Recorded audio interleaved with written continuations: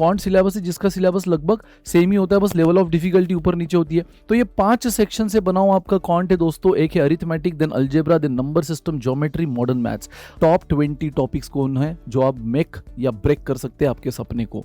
Geometry का important part बन जाता है, बट कितना इंपॉर्टेंट है वो हम आगे बात करेंगे। फिर लाइव क्लास में हमें सारा समझने लग गया, रिकॉर्डिंग की जरूरत ही नहीं पड़ी। ये प्रोसेस है गाइज, ये रातों रात नहीं इंप्रूव होगी, ये कंसिस्टेंसी और डेडिकेशन से इंप्रूव होगी। इसको टाइम देना पड़ेगा। आपके टाइम टेक्नोलॉजी इतनी जबरदस्त है ना, आप सिंपल गूगल पे जाओ, गूगल जेमिनाई सर्च करो, बट ये चीजें बेसिक चीजें कर लो कि क्लास में सारी चीजें समझ लो। Hello all my dear MBA aspirants. तो दोस्तों, अगर आप कैट को क्रैक करने का सपना देख रहे हो और कैट के थ्रू अपना एक बेस्ट बी स्कूल लेकर एक बेस्ट करियर बनाने का सपना देख रहे हो दोस्तों, तो आपको आज का ये वीडियो देखना बहुत इंपॉर्टेंट है। आपको वो समझना जरूरी है कि वो कौन से टॉपिक से कॉन्ट में, क्योंकि यार देखो, कैट क्रैक करना मतलब VRC, can't and of course DILR, ये 3 सेक्शन क्रैक करना। लेकिन स्टूडेंट सबसे ज्यादा जिससे डरते वो कॉन्ट्स है, और कॉन्ट्स को अगर पार करना है, उसकी नैया अगर पार करना है, तो गाइज आपके लिए ये वीडियो बहुत इंपॉर्टेंट है, क्योंकि हम आज उन टॉपिक्स की बात करेंगे जो आपके कैट को क्रैक करने के सपने को बना सकते हैं, यानी मेक कर सकते हैं या तो ब्रेक कर सकते हैं। तो गाइज मेक तब होगा जब इन टॉपिक को आप शिद्दत से करो, ब्रेक तब होगा जब आप इन टॉपिक्स को इग्नोर करो। तो इग्नोर बिल्कुल नहीं करना है। यस, आपको पता है कॉन्ट का सिलेबस बहुत वास्ट है, हम वो देखेंगे भी, लेकिन उससे भी इंपॉर्टेंट उस वास्ट सिलेबस में भी वो कौन से टॉपिक है जिनको स्पेशल अटेंशन देना है, ठीक है, वो भी हम देखेंगे। वो क्या प्लान ऑफ एक्शन है स्पेशल अटेंशन देने का, वो भी हम देखेंगे। वो टॉपिक जो उतने इंपॉर्टेंट अभी तक नहीं रहे हैं कैट के एनालिसिस के हिसाब से, उनके साथ भी क्या करना है। मैं ये बिल्कुल नहीं बोल रहा हूं कि बस उन्हीं 20 टॉपिक की बात करेंगे आज, उन्हीं टॉपिक्स को हम करेंगे, राइट, कि बस बाकी सारे टॉपिक ऑप्शन में डाल दो, ये मैं बिल्कुल नहीं बोल रहा हूँ गाइस। तो यस, शुरुआत करते हैं अपने इस वीडियो की। मैं सारी बातें बताऊंगा कि आज के वीडियो में हम बेसिकली क्या क्या देखने वाले हैं। तो सबसे पहले मैं वो टॉप 20 टॉपिक्स आपको बताऊंगा जो कि कैट के क्रैक करने के सपने को एक तो मेक कर सकते हैं, और उनको थोड़ा भी इग्नोर कर दो तो ब्रेक कर सकते हैं। तो सिंपल सी बात है, वो टॉपिक्स को मैं ज्यादा शिद्दत से करने बोलूंगा, तो वो ज्यादा शिद्दत से एग्जैक्टली क्या करना है, वो प्लान ऑफ एक्शन क्या रहेगा, वो साथ में मैं बताऊंगा। बचे हुए टॉपिक्स को मैं ऑप्शन में डालने की बिल्कुल भी बात नहीं कर रहा हूं। तो सबसे पहले आज का वीडियो स्टार्ट करने से पहले यही डिस्क्लेमर है कि वो 20 टॉपिक्स के पीछे पड़ जाना है, एडी चोटी का जोर लगाना है, बट रिमेनिंग टॉपिक्स को इग्नोर बिल्कुल नहीं करना है ना। पढ़ना तो आपको फुल सिलेबस है गाइस, और वो भी टाइम हमारे पास है, वो भी टाइम हमारे पास है। तो क्यों ना हम उस टाइम को यूटिलाइज करें और पूरा सिलेबस करें। हाँ, आज अगर आप अगस्त मंथ में होते, है ना, सितंबर मंथ में होते, तो बेशक हम नहीं बात कर सकते थे कि पूरा सिलेबस आप कर लोगे। लेकिन आज यार हम जून के स्टार्ट में, तो बेशक आप पूरा सिलेबस कर सकते हो। लेकिन अब यहां से उतना भी टाइम आपके पास नहीं रहा है। बहुत से बच्चों ने लास्ट नवंबर दिसंबर से प्रिपरेशन शुरू कर दी है, तो यार उनके पास तो हर टॉपिक को 2-2 बार रिवीजन करने का टाइम है। लेकिन आप में से वो स्टूडेंट जो अभी स्टार्ट करेंगे, उनको करना तो सब है, लेकिन वो हर टॉपिक को उतना डेडिकेशन या शिद्दत से नहीं कर सकते, उतना टाइम नहीं होगा। और अनवांटेड टॉपिक जो कि आज तक कैट की हिस्ट्री में इतना इंपॉर्टेंट नहीं रहा है, उसको अननेसेसरी ज्यादा टाइम दे दिया, और उसके बदले में जो इंपॉर्टेंट था वहां पे आपको टाइम कम मिला। तो ये भी तो गड़बड़ है ना। तो इसीलिए ये आज का वीडियो है कि उन टॉपिक पे ज्यादा फोकस किया जाए, कैसे किया जाए, और साथ में बचे हुए टॉपिक्स को कैसे लिया जाए। तो दैट्स इट गाइज। पहले तो मैं आपको बता दूं कि इस वीडियो का बिल्कुल, मैं फिर से डिस्क्लेमर बता दूं, इसका मतलब ये नहीं कि आपको बस उन 20 टॉपिक को करना है, करना पूरा सिलेबस है, बट उन 20 टॉपिक के पीछे जान लगा देनी है। तो यस, शुरुआत करेंगे। तो पहले तो मैं आपको बता दूं, कैट का सिलेबस, अगर मैं कॉन्ट की बात करूं या ओमेट्स की भी बात करूं, आपको तो पता है can't is the only section जो कैट ले लो या ओमेट्स ले लो, उसमें सिलेबस नहीं बदलता। Can't is the only section. आप देखो, रीजनिंग का काफी हद तक सिलेबस बदल जाता है, कैट और अदर मैनेजमेंट एंट्रेंस में रीजनिंग का बदल जाता है। तो बस एक कॉन्ट सिलेबस है जिसका सिलेबस लगभग सेम ही होता है, बस लेवल ऑफ डिफिकल्टी ऊपर नीचे होती है। तो ये 5 सेक्शन से बना हुआ आपका कॉन्ट है दोस्तों। एक है arithmetic, then algebra, then number system, geometry, modern maths. Arithmetic में ये सारे टॉपिक्स आते हैं, ratio, proportion, variation, partnership, percent, average, mixture, profit loss and time work, time speed distance. Time speed distance भी काफी सारे कॉन्सेप्ट से भरा हुआ है, एंड देन इंटरेस्ट। उसी के साथ गाइस अलजेब्रा में identities, exponent, linear quadratic equation, inequality, logarithm, function, function में फिर greatest integer function, modulus function, graph, ये सारी चीजें आती है। नंबर सिस्टम में ये वास्ट सिलेबस है, LCM, HCF, basics, remainder, factors, trailing zero, maximum power and so on. Geometry 2D and 3D। 2D में भी आप एक एक देखते हो, triangle, circle, quadrilateral, polygon. Then 3D geometry आता है। देन गाइस कहीं ना कहीं कोऑर्डिनेट ज्योमेट्री भी आता है, जहाँ पे हल्का फुल्का आप हाइट एंड डिस्टेंस, ट्रिग्नोमेट्री, ये चीज़ें भी देख लेते हो। ऑफकोर्स ट्रिग्नोमेट्री वगैरह ये चीज़ें आप ट्रायंगल में भी देखते हो, लेकिन हाइट एंड डिस्टेंस वगैरह कॉन्सेप्ट के लिए भी ये थोड़ा सा ज्योमेट्री का इंपॉर्टेंट पार्ट बन जाता है, बट कितना इंपॉर्टेंट है वो हम आगे बात करेंगे। मॉडर्न मैथ्स में guys PNC, probability, set, statistics and sequence and series, ये तो सिलेबस हुआ यार, ये तो पूरा सिलेबस हुआ। तो आप देख सकते हो कि जो ये मन से शुरुआत करने की सोच रहा है, या जिसने शुरुआत काफी पहले से कर दी थी, बट कहीं ना कहीं वो काफी डिस्ट्रैक्टेड था, उतने शिद्दत से या उतने कंसिस्टेंसी से नहीं किया, या करके बीच में पूरा गैप आ गया, तो उन बच्चों के लिए अब ये सिलेबस देख के कहीं ना कहीं एक डर का माहौल है कि सर ये हो पाएगा, इतना हो पाएगा। भाई करना है और हो जाएगा, लेकिन अब स्मार्ट तरीके से करना है। उन टॉपिक्स को जिनको वाकई में कैट ने इतने सालों से सर पे बैठा रखा है, हर साल उस पे क्वेश्चंस आ रहे हैं, हर साल वेटेज उनका बढ़ते जा रहा है सालों साल, तो उन टॉपिक को बड़े आराम से, शिद्दत से और सही अप्रोच से करना है।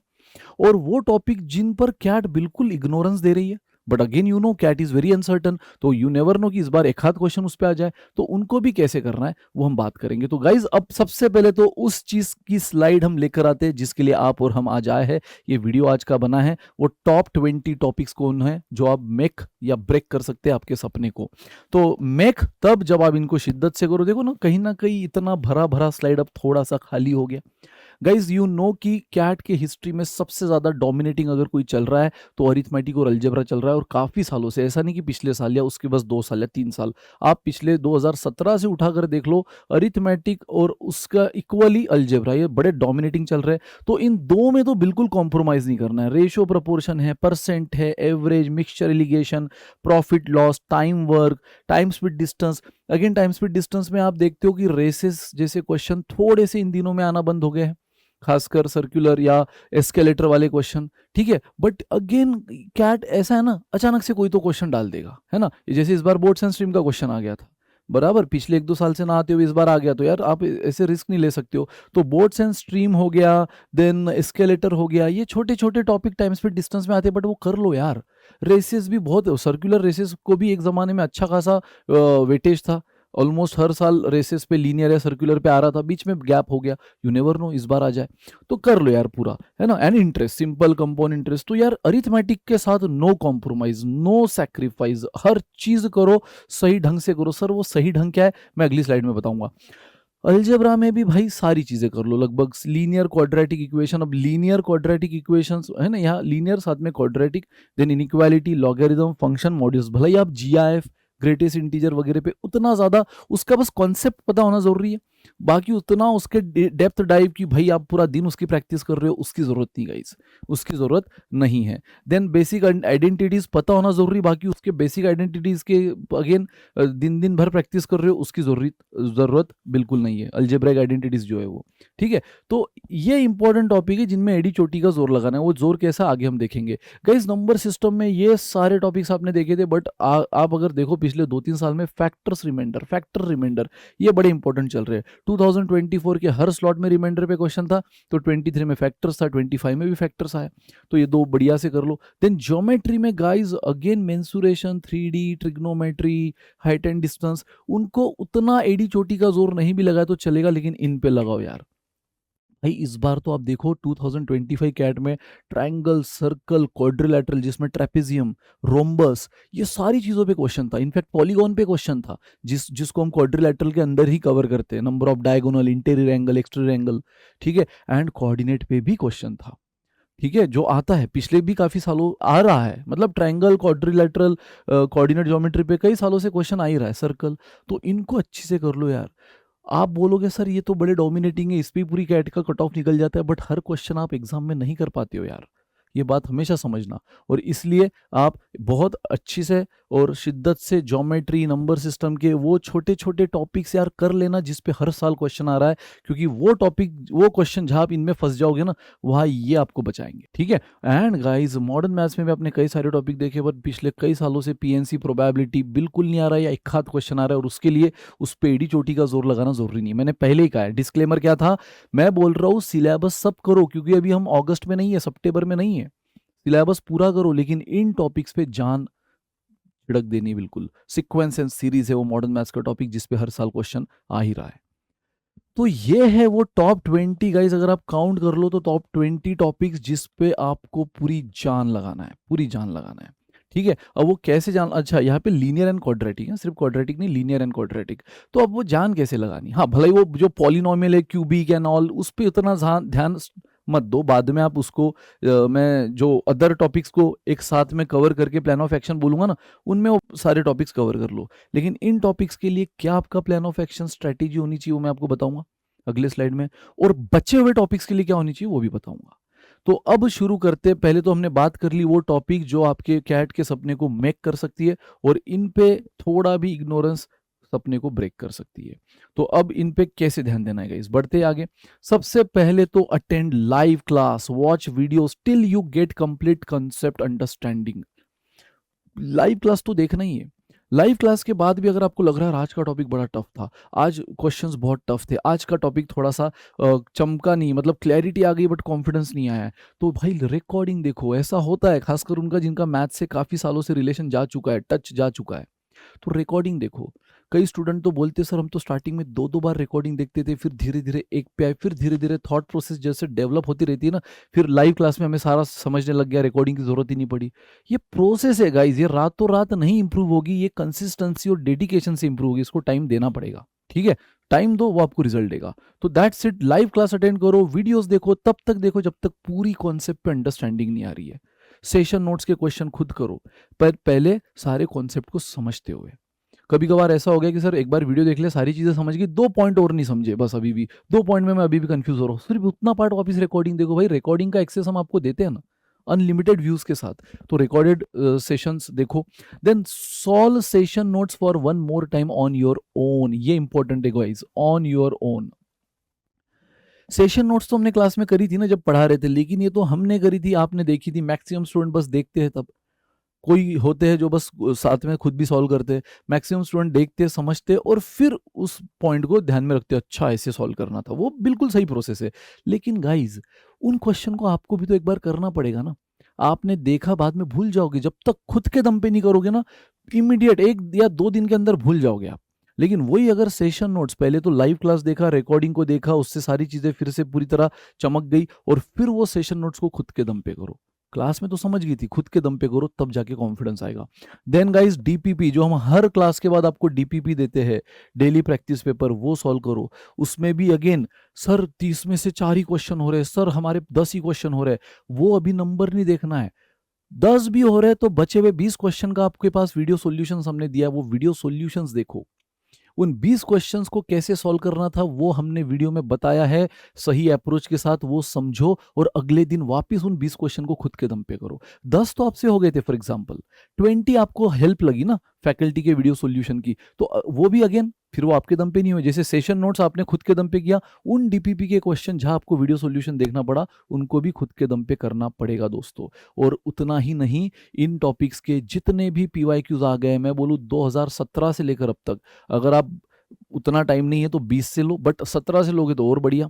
2017 ऑनवर्ड्स जितने भी पीवाईक्यूज आए हैं वो भी उसकी प्रैक्टिस करो, समझ रहे हो, क्लास किया, कॉन्सेप्ट समझा, सेशन नोट्स किया, डीपीपी किया, जो क्वेश्चन बने वो बढ़िया, जो नहीं बने उनको खुद के दम पे वापस वीडियो को समझा, और इमीडिएट मत करो, वीडियो को देखते इमीडिएट करोगे तो हो ही जाएगा ना, अगले दिन करो ऐसे क्वेश्चंस को। हो सकता है कि उन 20 क्वेश्चन में से अगले दिन आपको बस 10 ही याद रहे कि यार ऐसा देखा था हमने सॉल्यूशन, बचे हुए 10 वापस सॉल्यूशन देखना पड़े, तो उन 10 को वापस अगले दिन करो। ये प्रोसेस है दोस्तों, मैं बार बार बोल रहा हूँ। स्टूडेंट क्या करते हैं कि सर हाँ क्लास में तो सारे क्वेश्चन समझ गए थे, वो देखते ही नहीं सेशन नोट्स। सर डीपीपी के हमसे 15 बने थे, 15 हमने वीडियो सॉल्यूशन देख लिए बस। अरे देखने से आप इमीडिएट भूलने वाले हो यार, देखो और अगले दिन वापस करो, आपको तभी समझ जाएगा कि यार मेरे से तो 15 के 15 जो मैंने वीडियो सॉल्यूशन देखे थे, अगले दिन किया तो हार्डली 7 बने, 6 बने, समझ रहे हो। तो अगले दिन ही आपको रियलिटी चेक मिल जाएगा। इसीलिए गाइज उनको वापस सॉल्यूशन देखो, वापस करो, तब तक जब तक सारे क्वेश्चन खुद के दम पे नहीं हो जाते, और फिर बाद में कैट पीवाईक्यूज भी करो उन 20 टॉपिक्स की जिसकी अभी हमने बात करी। Make hand written notes for formulas, concept and new approaches. Guys ये सब करते समय, लेक्चर देखते समय, रिकॉर्डिंग, सेशन नोट्स करते समय, डीपीपी एंड कैट पीवाईक्यू करते समय, हर वो नई चीज जो आपने देखी, फिर वो फॉर्मूला हो, अप्रोच हो, क्वेश्चन हो, कॉन्सेप्ट हो, ये सॉल्व करने का तरीका हो, उसको एक हैंड रिटन नोटबुक में लिखो दोस्तों। क्योंकि यार आप 2 नोटबुक हमेशा बनाओ, मैं हर क्लास में बोलता हूँ। एक तो रेगुलर नोटबुक, वो कॉन्सेप्ट जो आपको पहले से पता है वो वहाँ लिखो। वो क्वेश्चन जो आपके दम पे सॉल्व हुए एक क्वेश्चन लेक्चर में भी, वो वहाँ लिखो। डीपीपी के मैंने कहा ना, मान लो आपसे 10 क्वेश्चन बने, वो 10 क्वेश्चन वहाँ प्रैक्टिस करो, वहाँ लिखो, वहाँ उसका रफ वर्क करो। लेकिन वो क्वेश्चन जिनमें आपको हेल्प लगी, वो कॉन्सेप्ट जो लाइफ में आज तक आपने देखा नहीं था, या देखा था स्कूल में कभी तो लेकिन भूल गए थे, वो अप्रोच जो आपने पहली बार सीखा, फिर वो यूनिटरी मेथड क्यों ना हो, वो एक्स वाई जेड कोई भी शॉर्टकट ट्रिक क्यों ना हो, वो सारी चीज़ें उस अलग नोटबुक में लिखो गाइज। क्योंकि वो एक रेगुलर नोटबुक जहां आप आने वाली चीज़ें लिखते हो ना, उनको रिवीजन की जरूरत नहीं, क्योंकि वो आपको पहले से आती थी ना, आपने खुद के दम पे सॉल्व किया है। लेकिन वो जहां पे आपको हेल्प लगी, उनको बार बार रिवाइज करना होगा। रिवीजन उसी चीज़ को लगती है जो आप नया सीखते हो, जो पहले से आते हो उसकी रिवीजन नहीं लगती गाइज। और पता है, जब आप सारी चीज़ें मिक्स करके एक ही नोटबुक में लिखते हो ना, तो फिर होता है सबसे बड़ी खिचड़ी। फिर जब आप रिवीजन लेने करते हो, बैठते हो, नोटबुक हाथ में लेते हो, तो पता है आपको समझता ही नहीं कि एग्जैक्टली कौन से पॉइंट है जहां मेरा अटेंशन जाना चाहिए, जो मेरा वीक पॉइंट है, जो मेरा वीकर सेक्शन है। और माइंडसेट गाइज, ये साइकोलॉजिकल मैं बात बता रहा हूँ आपको। इंसान का माइंडसेट हमेशा उसी तरफ जाएगा जो उसको पहले से आती है, क्योंकि वो हमेशा कंफर्ट जोन में रहना चाहता है। आप अगर दोनों चीजें एक ही में लिखोगे, तो पता है आप बार बार जब वो नोटबुक हाथ में लोगे, तो उसी चीज की रिवाइज करोगे जो आपको पहले से आता है उससे, क्योंकि आप अपने मन को एक तसल्ली दे रहे हो, चलो भाई हो गई आज की पढ़ाई, अरे वाह मेरे को आ रहा है। बट वो झूठी तसल्ली गाइस, है ना। इसीलिए वो खिचड़ी से बचो। आपको एक्चुअल में रिवीजन उन चीज़ों की है ही नहीं जो आपको पहले से आता है, तो उसको अलग नोटबुक में लिखो। और वो जो नए नई चीज़ें हैं, नए नए क्वेश्चन है, नए नए अप्रोचेस, उसको अलग नोटबुक में लिखो। उसको बार बार रिवाइज करो, हर दिन रिवाइज करो, हर दिन। 10 मिनट रूल बोला जाता है इसको, है ना। वो आपको करना होगा। वही मैंने अगले स्लाइड में, अगले पॉइंट में बोला है, फॉलो मल्टीपल रिवीजन स्ट्रेटेजी। तो इस जो हैंड रिटन नोटबुक में आपने चीजें लिखी है ना, उसको बार बार रिवाइज करना होगा। किसी दिन ऐसे ही फ्री बैठे हो, संडे दिन है, सैटरडे फ्री है, कॉलेज को छुट्टी, ऑफिस को छुट्टी है, तो पता है क्या करो, वो डीपीपी लो जो आपसे नहीं बनी थी, और उसके वो क्वेश्चन ही जो आपसे नहीं बने थे। हो सकता है कि इस बार भी उसमें से काफी क्वेश्चन आप भूल गए हो, क्योंकि उसकी तो वीडियो सॉल्यूशन देखे थे ना, अगले दिन किया था। अब अगले दिन करके अगर आपने इतना बड़ा गैप रख दिया बीच में, किया ही नहीं उसको, तो उसको बीच में रैंडमली लो गाइज, फिर से आपको रियलिटी चेक मिलेगी कि यार वो 20 में से तो मेरे से आज 15 ही बने, वापस 5 तो मैं भूल गया था। फिर से वीडियो सॉल्यूशन देखो। डीमोरलाइज नहीं होना है, सर मैं देख के भी भूल रहा हूँ। बच्चे आते हैं, सर मैं करता हूँ लेकिन जैसे आगे जा रहा हूँ पिछला भूल रहा हूँ। इसलिए भूल रहे हो क्योंकि रिवीजन नहीं कर रहे हो ना यार। उसको मल्टीपल रिवीजन लगेगी, नहीं तो भूलते चले जाओगे। ये कोई सब्जेक्टिव एग्जाम नहीं है कि बस हेडिंग याद रख ली तो उसमें के 4 लाइन हम अपने मन से लिख लेंगे, है ना। डिस्क्रिप्टिव पेपर नहीं है ये ऑब्जेक्टिव है। इसमें भाई ये चीजें मैटर करती है। तो इसको एक बार रिवीजन से नहीं होगा, मल्टीपल रिवीजन दो, खासकर उन चीजों को जो आपसे नहीं बनती। मैंने कहा ना 10 मिनट रूल, 10 मिनट रूल हमेशा फॉलो करो। हर दिन उस नोटबुक को 10 मिनट देखो। आज फॉर्मूलाज देख लिए सारे, या फिर आज एक टॉपिक के सारे फॉर्मूलाज, अप्रोच, क्वेश्चन, कॉन्सेप्ट देख लिए, अगले दिन अगला टॉपिक लो। उस नोटबुक को हर दिन साथ में, ऑफिस जा रहे हो साथ में रखो, ट्रैवलिंग में काम आ जाएगा यार। यूटिलाइज करो टाइम, ठीक है। एंड दोस्तों, सबसे इंपॉर्टेंट मैं जो बोल रहा हूँ ना, वो डीपीपी के क्वेश्चन, वो सेशन नोट्स के क्वेश्चन जो आपसे नहीं बने, वो कैट पीवाईक्यू जो आपसे नहीं बने, जिसके आपने हेल्प ली तो अगले दिन बनाया, उनको रैंडमली 1 महीने के बाद लेके देखना। फिर से आपको चेक, मैंने जैसे कहा, रियलिटी चेक मिलेगा कि यार इस बार भी मेरे से 4-5 क्वेश्चन छूट गए, मतलब भूल गए थे ना, वापिस देखो उनका सोल्यूशन, ठीक है। तब जाके वो यार हैमरिंग होगा ब्रेन में, आपको वो चीजें क्लिक हो जाएगी फिर, ठीक है। Do extra practising till you get the confidence. कई सारे टॉपिक्स ऐसे होते हैं, किसी के लिए इंटरेस्ट टॉपिक होता है ना, कि सर सिंपल और कंपोनेंट, सिंपल तो बन जाता है लेकिन कंपाउंड इंटरेस्ट के क्वेश्चन में मैं बार बार गलतियां कर रहा हूँ। किसी के लिए टाइम स्पीड डिस्टेंस होता है कि सर ये बड़ा वास्ट टॉपिक है, इसलिए मैं इसमें बहुत चीज़ें भूल रहा हूँ, या इसकी चीज़ें उसमें मिक्स कर रहा हूँ। तो यार इसीलिए आपको हर टॉपिक को तब तक रिवाइज या तब तक प्रैक्टिस करना है जब तक आप उसमें प्रो नहीं बन जाते, जब तक आपको पूरी तरह क्लैरिटी नहीं आ जाती कि भाई ट्रेन के क्वेश्चन को ऐसे देखना है, बोर्ड एंड स्ट्रिप के क्वेश्चन को ऐसे देखना है, एस्केलेटर का कॉन्सेप्ट ये है, कंपाउंड इंटरेस्ट का कॉन्सेप्ट ये है। अब वो एक्स्ट्रा प्रैक्टिस कहाँ से करोगे, तो यार हमारी बुक्स भी है ना। एमबीए वाला आपको बुक देते जहाँ फैकल्टी ने बुक लिखी हुई है, तो वो बुक से आप एक्स्ट्रा प्रैक्टिस कर सकते हो। सेशन नोट्स तो हो गया, डीपीपी हो गई, पीवाईक्यूज हो गए, फिर हमारा इनफाइनाइट प्रैक्टिस का एक फीचर भी है ना, जो प्रो एंड इन्फिनिटी प्रो के स्टूडेंट्स को मिलता है। अगेन अदरवाइज बुक्स भी है यार हमारी, बुक्स तो आप कभी भी ले सकते हो। जिसने, अगर जिनके पास प्रो का एक्सेस नहीं भी, वो बुक तो ले ही सकते हो, है ना। तो बुक्स भी आप एक्स्ट्रा प्रैक्टिस कर सकते हो। और यार इंटरनेट की दुनिया भी है, तो वहाँ भी आप अपने हिसाब से क्वेश्चंस सर्च कर सकते हो। मैं इस पर आपको एक चीज़ ज़रूर बताऊंगा गाइज कि आपको अगर एक्स्ट्रा क्वेश्चंस प्रैक्टिस के लिए चाहिए, है ना, एक्स्ट्रा क्वेश्चंस प्रैक्टिस के लिए चाहिए, तो आज के हमारे टाइम नहीं था यार, हमारे टाइम नहीं था, लेकिन आपके टाइम टेक्नोलॉजी इतनी ज़बरदस्त है ना।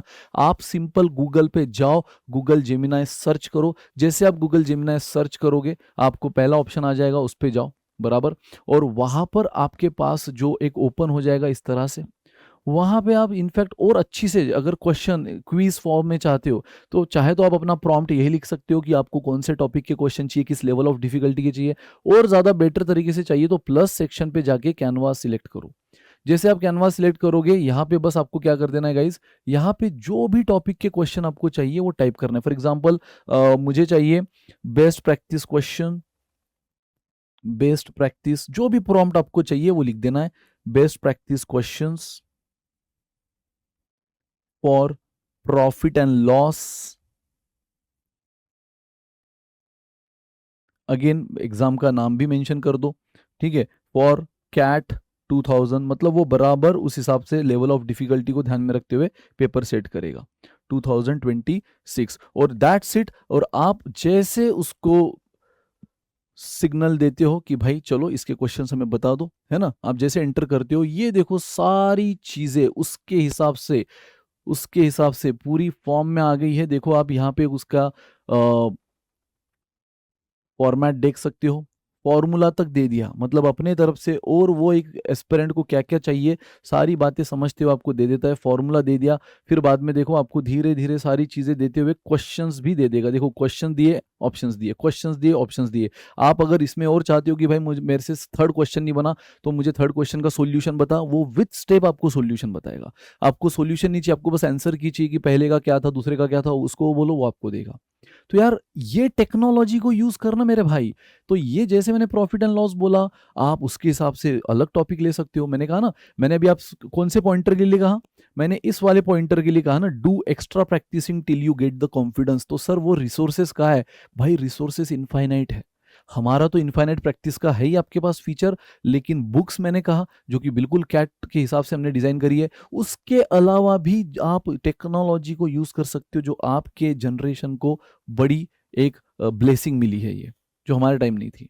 अपने हिसाब से आप अपने, मान लो आपको लेवल ऑफ डिफिकल्टी और बढ़ाना है, बस उसको आपको प्रॉम्प्ट में कमांड देनी है, वो आपको हिसाब से आपको डिजाइन करके देगा यार, ठीक है। तो जान लगानी उन 20 टॉपिक के लिए, तो पहले तो वीडियो देखो, मैं अगर ओवरऑल समराइज करूं, फिर सेशन नोट्स खुद के दम पे सॉल्व करो, डीपीपी कैट पीवाईक्यू करो, जो नहीं बन रहे उनके ये देखो वीडियो सॉल्यूशंस, फिर एक बढ़िया सी हैंड रिटन नोटबुक बनाओ जिसमें दो तरीके, एक तो रेगुलर जिसमें सारी रेगुलर बातें हो, और एक वो नई जहाँ पे हर चीज नई से सीख रहे हो, क्योंकि उनको बार बार रिवीजन करो, मल्टीपल रिवीजन स्ट्रेटेजी बराबर, और रैंडम उस नोटबुक को रिवाइज करो, रैंडम डीपीपी, एक महीने बाद कोई भी टॉपिक की उठाओ, वो क्वेश्चन स्पेशली सॉल्व करो जो आपसे नहीं बने थे, जो नहीं बने थे उस पर आओ, कंफर्ट जोन में मत रहो कि जो बने वही कर रहे हो। इसलिए तो दो नोटबुक बायफरगेट कर दिए, तो अब आपको क्लियर रहेगा कौन सी चीज पे ज्यादा फोकस करना है, ठीक है। तो फिर वापिस अटक रहे हो, फिर से डिमोरलाइज नहीं होना है कि सर मैं बार बार भूल रहा हूँ, यार ये होगा, सबके साथ होगा। तो 20 में से 15 तो याद थे ना, उस पर खुश रहो ना, 5 को लेकर निगेटिव क्यों हो रहे हो, 5 का सॉल्यूशन देखो,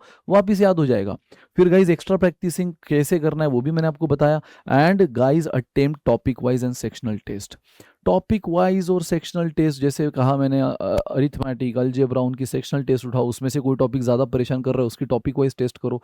यार अगेन वो टेस्ट भी कौन दे देगा आपको, ऑफकोर्स हमारे प्रैक्टिस फीचर में से तो मिल ही जाएगा, हम तो आपको दे ही रहे हैं, साथ में आप जेमिनाई का भी यूज कर सकते हो। तो ये है वो चीजें, ये है वो आपका प्लान ऑफ एक्शन जो आप इस 20 टॉपिक्स के साथ करोगे।